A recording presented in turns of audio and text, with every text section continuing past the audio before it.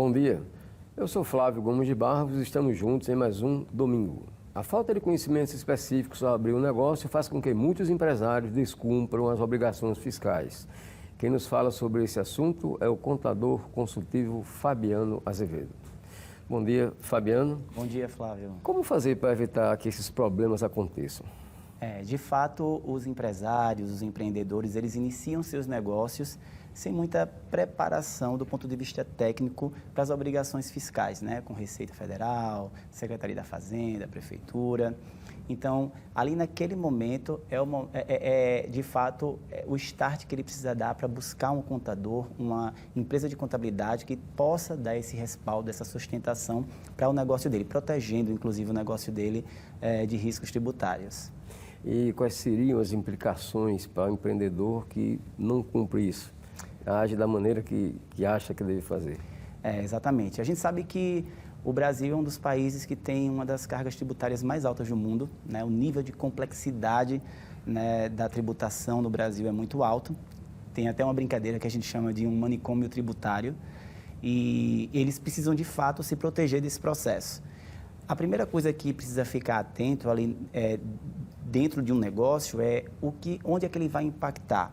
Que tipo de tributo ele vai precisar pagar, né? Quantas pessoas ele vai precisar contratar? Qual é a expectativa de faturamento do negócio dele?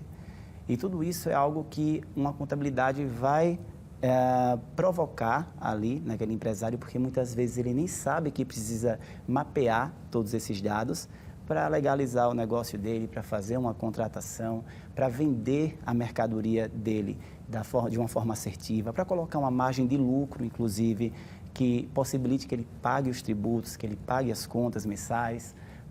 Se for, por exemplo, uma empresa de serviço, também vai precisar ter todo esse estudo, inclusive para entender por quanto ele vai prestar aquele serviço. Então, basicamente, ele vai precisar mesmo de muito conhecimento e, claro, ele não precisa entregar tanta energia para isso, o que ele precisa é ter a pessoa certa do lado dele, né? E custa caro isso, esse serviço para o empreendedor? Custa caro? Não custa, não custa. Na verdade, vai depender, claro, do porte da empresa, né? Do quanto aquela empresa vai movimentar por mês, quantas pessoas ela vai contratar, mas é muito acessível. Do empreendedor ao empresário, sempre vai existir um percentual ali do que ele fatura, né? Que relacionado ao valor que ele vai pagar para uma contabilidade, vai ser um valor muito pequeno e principalmente diante da proteção, né, que a contabilidade vai trazer para o negócio dele e também da visão estratégica para que o negócio dele cresça, né, de forma bem protegida, né? Porque não adianta estar vendendo e vendendo errado, porque termina não sobrando dinheiro para pagar imposto, de repente está vendendo errado, o fisco vai chegar e vai autuar e pagar uma multa que pode inviabilizar também o negócio. Então, de verdade, é um valor muito pequeno diante de todo o impacto positivo que a contabilidade pode trazer para o negócio dele.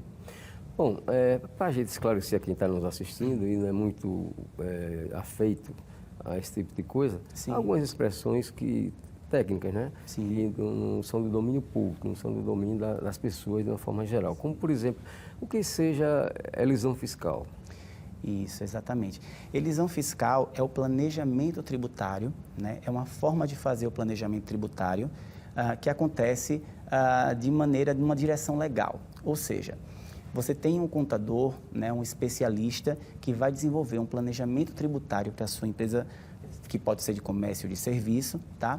E essa empresa ela vai trabalhar de forma legal, ou seja, ela vai economizar em tributos sem sonegar. Isso seria a elisão fiscal. No contraponto, tem a evasão fiscal, né? Eu acho que você ia até perguntar pela evasão fiscal, porque quem pergunta por elisão normalmente pergunta pela evasão. Mas a evasão até as pessoas na disciplina dizem, o que tipo de planejamento tributário você vai fazer, elisão ou evasão? Eu considero que a evasão ela nem é um tipo de planejamento tributário, porque de fato é um estudo que se desenvolve para uma empresa, mas que traz, na verdade, um direcionamento totalmente ilegal. A empresa começa a economizar, sobra dinheiro ali no caixa da empresa, mas é um dinheiro ilícito, porque ele devia realmente ter pago os impostos. Então, em breve, claro, o fisco vai autuar e vai trazer, essa conta vai chegar mais tarde, entendeu? Então, sempre a elisão fiscal é a melhor oportunidade para o empreendedor, para o empresário. A evasão, então, não é recomendável, né? Jamais, de jeito nenhum. A evasão é só você postergar um problema, né? Porque lá na frente você vai precisar pagar o que você deveria ter pago, só que incidindo multa, juros, né? Tudo que é cobrado ali pela Receita Federal. O que é preciso, Fabiano, numa empresa para que ela possa ter esse planejamento tributário? Olha, sempre visão, né? O empresário ele precisa buscar a ajuda de uma empresa de contabilidade, né? Ela precisa estar aberta a fazer mudanças, porque o planejamento tributário ele vem exatamente para isso, para fazer com que a empresa economize em tributos. E existe uma complexidade para isso, né? Quando a gente fala em planejamento tributário, as pessoas já pensam, vai fazer uma mudança de regime tributário. Vai ser simples nacional, lucro presumido, lucro real, né? E o planejamento tributário, claro, essa é uma premissa base de você entender como você vai tributar a sua empresa ali durante aquele ano calendário, durante o ano. Mas existem outros impactos quando você faz a mudança de regime de tributação que podem ocasionar, na verdade, em outras despesas. Então, é muito importante que a contabilidade ela faça, de fato, uma análise tributária. Não adianta o empresário, o empreendedor achar que ele vai fazer a escolha sozinho, porque não vai. Inclusive, dependendo da escolha, ele passa a ter ainda mais obrigações com o fisco, conformidades que só o contador vai saber fazer. E conformidades que, se não forem feitas, trazem também multas ali durante o mês. Então, de fato, é importante que exista essa provocação na cabeça dos empresários, porque, de fato, assim, eu sempre trago essa reflexão, né? Não é normal que uma empresa que venda não tenha dinheiro para pagar os seus impostos. Verdade. Né? As pessoas se acostumam com isso, mas isso não é normal. Então, de fato, se você não está conseguindo pagar os seus impostos, se não está sobrando dinheiro no caixa da sua empresa, você precisa procurar uma contabilidade que possa fazer um estudo tributário para você. Até porque o recomendável é quem quer ter algum tipo de negócio tem que fazer esse planejamento, saber quanto vai gastar, né? Os encargos tributários, os encargos trabalhistas, que também são muito importantes, até porque você vai lidar diariamente com o seu funcionário, com o seu empregado, e é preciso que esteja em dia com ele. É preciso que esteja em dia. Tem um comparativo que eu sempre faço, que é o seguinte: você vai contratar um funcionário para a sua empresa, né? A sua empresa ela está no Simples Nacional, ela está enquadrada no Simples Nacional. Ok, mas se ela for para o lucro presumido, esse funcionário vai ser muito caro para você, dependendo da tributação. Ele vai se tornar mais caro, sim, mas dependendo também do faturamento, pode ser que seja mais econômico ele estar no lucro presumido, mesmo com o funcionário ficando mais caro, mas economizando no faturamento lá no lucro presumido, então, no imposto que paga sobre o faturamento. Então, são tantos comparativos, são tantas lacunas que a gente precisa estudar, que se torna tudo muito complexo para que o empresário gaste energia ali tentando aprender algo que aquele tempo dele ele podia estar dedicando para entender mais sobre o negócio dele, sobre a competitividade no mercado, sobre outros produtos e serviços que ele pode oferecer. O que é considerado, aliás, o que é levado em consideração nessa avaliação que vocês fazem? Então, normalmente a gente leva em consideração primeiro a atividade. É muito importante que a gente entender qual é a operação da empresa, né? O que é que ela comercializa ou que tipo de serviço ela presta. Depois disso, a gente precisa entender quantos funcionários ela tem, né? Porque aí isso vai repercutir ali no recolhimento, por exemplo, do INSS, sobre os funcionários, o salário dos funcionários.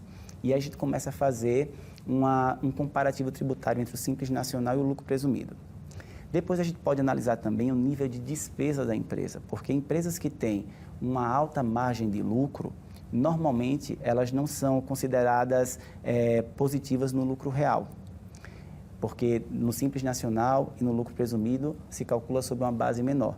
Mas se é uma empresa que tem uma margem de lucro muito apertada, que deixa pouco lucro mesmo e tem essas despesas todas comprovadas, é melhor que ela esteja no lucro real, porque ela só vai pagar imposto de fato sobre o lucro que ela teve naquele mês. É possível vocês fazerem uma programação a curto, médio e longo prazo? Sim, com certeza, com certeza. Normalmente, a empresa, ela é importante, inclusive, dentro do planejamento, a gente tem uma fase que eu chamo de anamnese, que é a fase que a gente senta com o empresário e a gente provoca ele para entender. Bem, é um empresário que já tem uma empresa há bastante tempo e que está vindo buscar a gente para que a gente faça uma consultoria, um planejamento tributário para ele. Então, vamos entender a história da empresa, né? Como foi que ela começou, né? Onde ela está agora e qual é o objetivo dela, onde ela quer chegar.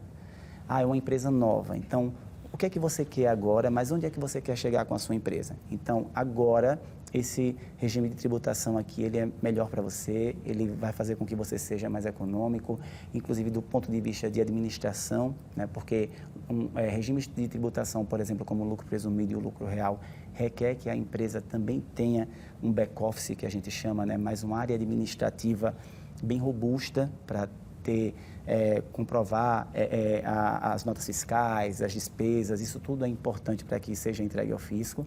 Então, é muito importante a gente entender toda a história da empresa e principalmente onde ela quer chegar, para a gente entender qual vai ser o regime de tributação agora no momento e qual é o momento que provavelmente a gente vai fazer essa mudança. Ok, vamos agora ao intervalo. A gente volta daqui a pouco com Contextualizando, nessa entrevista com Fabiano Azevedo. Até já.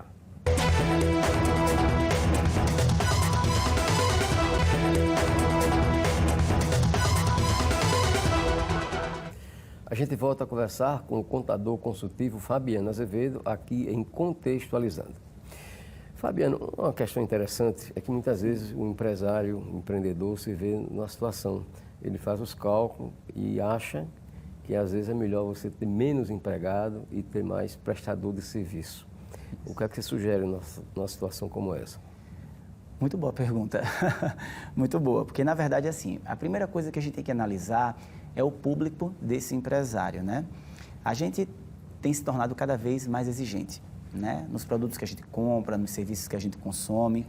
Então, quando a gente trata de uma empresa onde ela prefere terceirizar ao invés de contratar colaboradores, ela vai precisar se adequar a algumas normas, como, por exemplo, ela não pode ter subordinação, ela não pode ter habitualidade, né? Então, acaba que existe um risco de muita variação no que vai ser entregue para o cliente, né? Seja um serviço ou um produto. A forma de atendimento, né? Isso fica muito solto ali dentro da gestão. Quando uma empresa que tem um colaborador de fato, um time ali que respeita os processos, que precisa respeitar a habitualidade, uma subordinação, esse time, ele é menos variável, né? Então, o cliente se sente menos, ele é de fato obrigado até, entre aspas, a prestar aquele serviço daquela forma, vender aquele produto daquela forma. Se é, de repente, uma empresa que não tem tanto contato com o cliente, ou que o perfil do cliente não é tão exigente, então a terceirização ela faz sentido. Mas se é uma empresa que tem toda a estratégia de encantar o cliente por meio de experiências, por meio de um atendimento diferenciado, por meio de um serviço diferenciado, a terceirização pode complicar essa entrega sim. Outra coisa, quais são os tipos de regime previdenciário que nós temos aqui no Brasil? Então, hoje, né, a gente tem os regimes, a gente divide muitos regimes regime tributários. A gente divide os regimes em Simples Nacional, lucro presumido e lucro real. Qual a diferença deles de uma forma muito simplificada, né? O Simples Nacional, ele tem um nível de faturamento, um limite de faturamento anual de até 4.800.000, né? E esse regime, ele engloba todos aqueles impostos que qualquer outro regime também engloba, só que ele coloca tudo isso em uma guia só, que é o DAS, que tem vencimento por volta do dia 21 de todos os meses, com alíquotas menores. Ou seja, o empresário ele só recebe uma guia para fazer o pagamento dos impostos sobre tudo que ele vendeu em um determinado momento, né, e com alíquotas menores. E isso é muito positivo porque desburocratiza também o dia a dia do empresário, principalmente aquele de pequeno porte.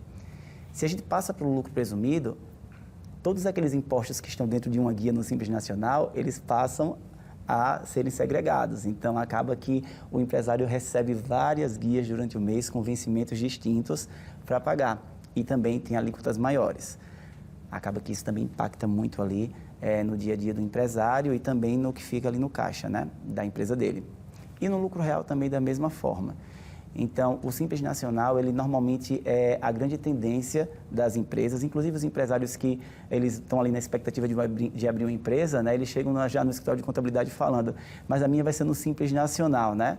E eles não entendem que muitas vezes no Simples Nacional, apesar de ser menos burocrático, ele vai pagar mais imposto, né? Mas também muitas vezes, de fato, é mais econômico no Simples Nacional e também é menos burocrático para ele. Então, esses três regimes norteiam muito aí a vida do empreendedor. Bom, no início da entrevista, você mesmo admitiu que o Brasil tem uma das cargas tributárias mais elevadas do mundo. Né? E, evidentemente, que há certas situações em que o empresário, o empreendedor faz as contas e avalia. Será que vale a pena continuar pagando tanto tributo como se paga aqui no Brasil? Ou é melhor partir para o mercado financeiro? Deixar a empresa de lado e aplicar o que puder apurar no mercado financeiro. O que é que você sugeriria numa situação como essa? Então, eu sempre sugiro, eu acredito muito no ambiente de negócios. Como empresário contábil, né, eu tenho uma empresa há 14 anos já de contabilidade, tem clientes nossos que começaram pequenos e que hoje tem empresas grandes. A minha própria empresa, começou do zero, né? Eu não tinha cliente, também não tinha muito dinheiro e a gente conseguiu criar uma empresa muito bacana. Tudo isso está voltado muito para o ponto de vista de gestão. Tudo está muito voltado para você estar aberto a trazer uma complementariedade, entender que você vai precisar, muitas vezes, de uma contabilidade, de alguém que te ajude ali no engajamento de pessoas, alguém que faça, inclusive, um estudo tributário desse para você e que sobre dinheiro no seu caixa. Então, às vezes, você fecha um negócio que tinha tudo para dar certo, vai apostar por exemplo, no mercado financeiro, que você também não tem conhecimento nenhum, né? Você vai arriscar lá, e você tinha até mais conhecimento ali naquele nicho de mercado que você tinha como empresário, e termina não dando certo também. Então, eu acredito que o ambiente de negócios, ele gera prosperidade, ele gera a prosperidade não só para quem é o dono do negócio, mas também para quem está ali sendo empregado, né? Ele consegue preservar empregos, tem um impacto social também muito grande. E eu sugiro que se você tem uma empresa e você está passando por algum momento difícil, pensando em apostar, por exemplo, no mercado financeiro, de repente traz alguém para cuidar melhor do teu negócio, para te dar uma outra visão em relação ao seu negócio. Para gerenciar, né? Para gerenciar, né? E gasta aí, pega um pouquinho dessa energia, experimenta lá, mas não aposta tudo lá no mercado financeiro. Continua aí preservando o seu negócio. Bom, Fabiano, recentemente o Supremo Tribunal Federal revogou 3 princípios constitucionais tributários: segurança jurídica, coisa julgada e irretroatividade. Isso. Como é que você avalia isso? Olha, eu acho que muitas pessoas, eu acho que positivo, de fato, acho até positivo, tá?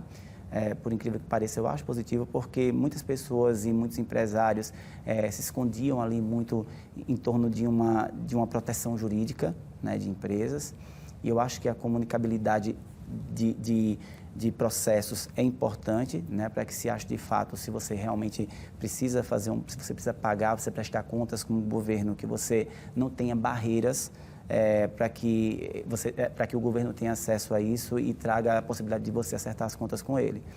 E assim como diversas outras situações. Então, eu vejo de forma positiva, sim. Inclusive com relação a mexer na coisa julgada? Não, na coisa julgada não. Aí já é algo que já estava decidido, né? E aí a gente precisa ter um certo nível de critério, né? Eu acredito que tudo é muito discutível, né? Mas se já é algo julgado, se já é algo que está resolvido, para você mexer ali, precisa ter um nível de desconfiança e de provas muito alto, né? Porque uma hora é o governo de maneira geral, de outra hora é o judiciário, o próprio judiciário que anda mexendo nisso. E termina criando um clima de insegurança jurídica muito grande no Brasil. Sim, com certeza, com certeza. E isso deixa, né, todos, inclusive os empresários, muito suscetíveis a qualquer mudança, né, e também sem segurança, inseguros, né, durante o processo.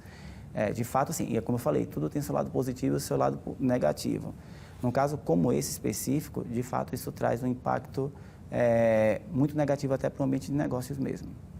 Voltando à questão da elevada carga tributária aqui no Brasil, como é que você avalia esse problema? Então, realmente, de fato, eu acredito que isso é algo que é irreversível. Eu não acredito que vá mudar muito. Na verdade, a gente vem analisando alguns cenários que a coisa vem até piorando, né? O nível de carga tributária vem aumentando consideravelmente. A internet, a mudança mesmo de mercado, até do ponto de vista de consumidor final, onde as pessoas hoje têm acesso a comprar mercadorias pela internet, receber em casa e não precisar sair de casa para ir naquele mercado local fazer uma compra, também traz um impacto muito grande para o próprio empresário local. A gente vê, por exemplo, hoje em Alagoas, empresas que precisam, né, na verdade, ter colocar um preço maior na mercadoria, por exemplo, porque é um estado que fica distante do fornecedor, ou seja, tem um frete alto. O ICMS do nosso estado é um ICMS alto, né? Tem uma diferença de alíquota grande também. Então, quando esse consumidor compra ali na internet, ele consegue comprar por um preço menor, porque ele não tem, porque a empresa não vai pagar, né, diretamente aquele frete alto, aquele ICMS também, aquela diferença muito alta. Está comprando como consumidor final, a coisa vem mudando, tem alguns estudos que trazem algumas possibilidades, mas, no geral, isso desincentiva, né, o mercado local.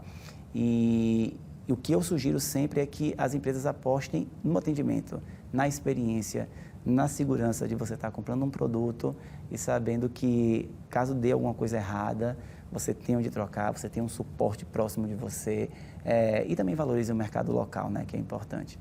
Bom, de vez em quando, principalmente em períodos eleitorais, aparecem políticos sugerindo a criação do imposto único aqui no Brasil. Sim. Qual a sua opinião a respeito? Olha, é bem complexo isso, né? É bem complexo porque, de fato, mexe com o país inteiro, né? Mexe, de fato, com muitos planejamentos, né? Não só das empresas, mas também do consumidor final, das pessoas físicas em geral. Eu acredito que pode trazer um impacto negativo, mas eu não sei se realmente isso vai para frente, assim, não é algo que eu acredite. Você não acha factível? Eu não acho factível, pelo menos até aqui eu não acho, né? Pode ser que isso evolua mais, mas até então eu não acho factível. E a gente que vive num país com essa carga tributária tão elevada, muitas vezes a gente não observa o gestor público, principalmente, né? Os que cuidam do executivo nas suas diversas instâncias, aplicarem corretamente esse tributo que a gente cidadão e a gente empresário paga. É verdade. Eu tenho clientes que falam que o maior sócio deles é o governo, porque é quem fica com a maior parcela ali do lucro, né? Da despesa, na verdade, daquilo que se vende. E de fato né? E causa sim uma revolta, né, nos empresários, olhar ali para todos os problemas que a gente tem no país e no estado e perceber que de fato existe a possibilidade de ser bem melhor, né? Até porque as empresas estão ali pagando, elas são até obrigadas a pagarem quando não tem dinheiro, né? Elas, às vezes atrasam e, se não pagarem, vão ser excluídas do Simples Nacional ou vão sofrer uma fiscalização, e aí elas precisam organizar dinheiro de qualquer lugar, tira um empréstimo para pagar um imposto, e quando percebem que de fato aquilo não é utilizado como deveria, traz sim uma certa revolta. Eu ouço muito isso dos empresários. Você acredita que existe possibilidade de se corrigir isso? De se ter uma carga tributária menor? Não. Como eu falei, o que eu acredito de fato, parece até pessimista isso, né? Mas há 14 anos como empresário contábil, né? E nunca melhorou, então acho muito difícil que melhore. Pode até melhorar um pouco, mas não o suficiente para curar essa dor toda dos empresários de ambiente de negócios, né? A solução que eu sempre trago é isso, uma carga, na verdade, é uma tributação muito complexa. Então, como é muito complexa, ela também traz muitas possibilidades de você conseguir economizar em tributos, né? Economizar em impostos. Você precisa realmente, de fato, também estabelecer uma meta de trazer um nível de experiência, um nível de gestão maior para o seu negócio, para que o cliente se sinta satisfeito e ele, de fato, queira pagar por aquele produto, né? Eu brinco às vezes que eu digo, olha, às vezes a gente vai comprar um produto e ele é o mesmo produto e tem um genérico ali. Se a gente compra o genérico, a gente não dá tanto valor quanto se a gente comprasse o mais caro. E às vezes, se a gente tiver a possibilidade, a gente vai querer comprar o mais caro, mesmo sabendo que ele vai fazer a mesma coisa. Só porque a gente confia mais naquela empresa, só porque a gente acredita mais naquele produto. E isso é um reflexo de que, se você tem uma gestão inteligente, se você consegue levar uma experiência e passar essa segurança para o consumidor, ele vai escolher o seu serviço ou o seu produto. E o pior de tudo é que, com tanto tributo que o governo nos obriga a pagar, termina, no caso do empresário, sobrando para o consumidor. Sobrando para o consumidor. Encarece os custos, encarece os preços. Encarece os custos, os preços. Eu vou dizer para que eu acho que hoje o grande impacto mesmo, até o consumidor ele ainda tem a opção de escolher, né, uma outra empresa, um concorrente, né, enfim, e fazer uma compra mais genérica. Já o empresário, ele não tem muita opção, né? Ele está ali dependendo do consumidor. Ok, nosso muito obrigado ao contador Fabiano Azevedo pela sua participação aqui em Contextualizando. Você pode rever essa entrevista no YouTube da TV Pajuçara. O programa Contextualizando deste domingo termina por aqui. Um ótimo final de semana para todos.